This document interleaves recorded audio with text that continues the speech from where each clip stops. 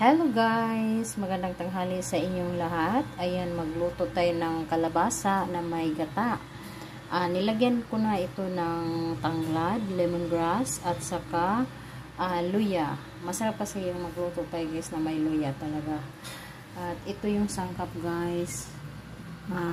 Patani, sikwa sa Bisaya yun. Tapos okra, kamatis, sili, may sibuyas dahonan at may sibuyas na bombay konti.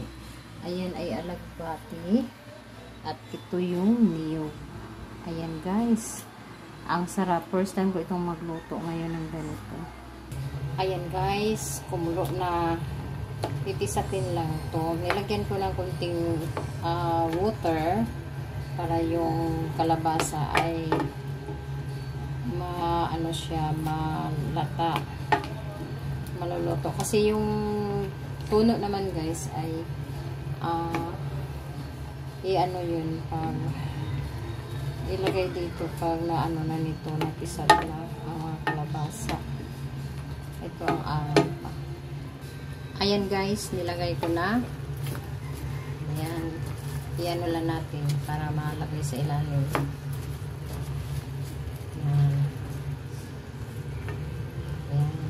Lagyan na natin yan ng tuno. Ayan guys, nilagay ko na yung tuno. Ayan. Ayan lang, may alagbati kasi. Gusto ko yung may alagbati.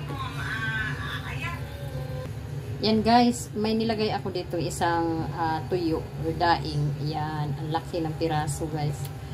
Nabili ko to kanina. Yung bang solid na isda. Yan. Pinirito ko muna bago nilagay. Kasi maganda yung luto na. Ayan guys, yung ginataan, kalbasa, may alagbati, may patula, may okra. Ayan, yung okra. Tapos may lemongrass. At nilagyan ko ito ng cubes. Ayan guys. Ayan. Sarap niyan.